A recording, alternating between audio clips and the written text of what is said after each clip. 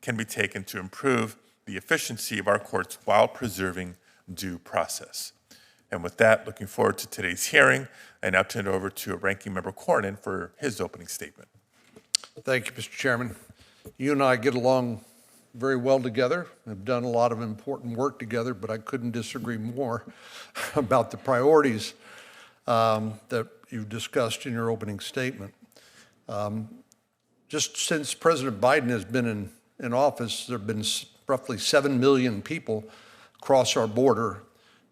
Many of them turn themselves in, claiming asylum. Others are released on humanitarian parole in huge numbers.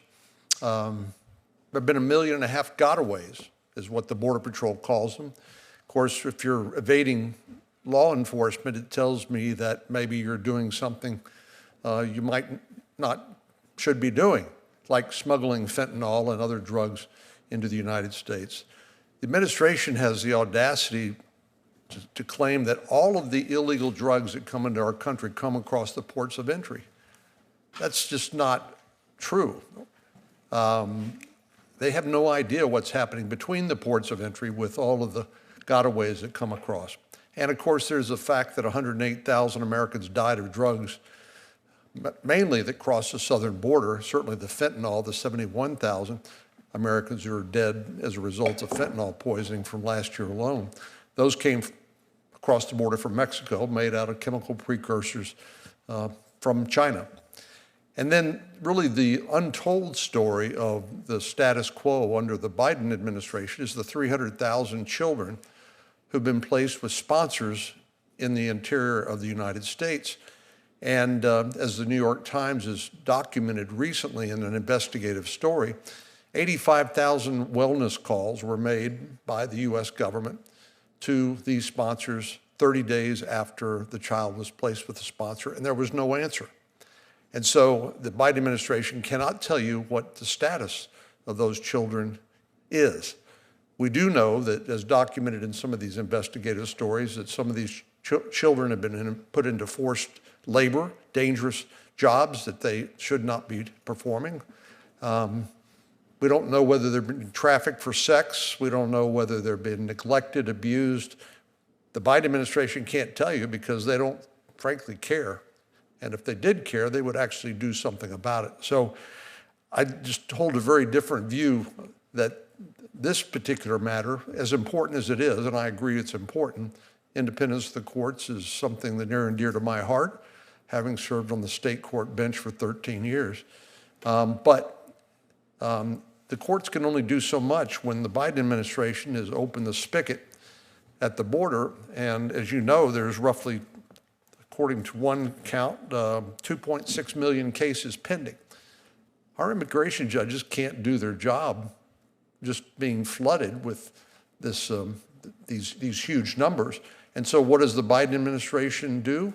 Well, they end up basically taking cases off of the docket on the back end, which make the numbers actually look better, but do not actually enforce U.S. law. So I agree with you that, that some of the measures people like to talk about, like physical infrastructure, is not an end-all, be-all. It is a piece of the puzzle. Certainly technology and boots on the ground are important, but policy changes are important too. As I suggested, there are people who literally come to the United States and turn themselves in and claim asylum, knowing that they can beat the system, that they will be, if they are given a notice to appear at all, it may be for years in the future. And who knows whether they decide to show up or not for that hearing. There's no consequences associated with not showing up unless, of course, they happen to get arrested for a crime in a local jurisdiction and somebody actually checks to see what their immigration status should be. But we also know that there, in addition to the 2.6 million cases pending, in about 1.3 million cases, these migrants are given a notice to appear, or not a notice to appear, a notice to report, I guess it's called, to an ICE facility in the interior of the United States, and then to start the process once they turn themselves in. Again, you know, you might ask yourself, how many people will If they haven't complied with our laws otherwise, why in the world would you think that they're going to turn themselves into ICE so they can get in the line for an immigration hearing where roughly 80% of the people can't qualify for asylum? And to me, one of the tragedies of this is I believe that asylum should be available to people who can meet the standard. But we have literally millions of people in line waiting for a hearing in an immigration court, clogging the courts, overburdening the courts, when only 15, maybe 20% can qualify. So that means that the 15 to 20% who can qualify can't get to court on a timely basis because of the other 80% that are in line. So this is an unmitigated disaster.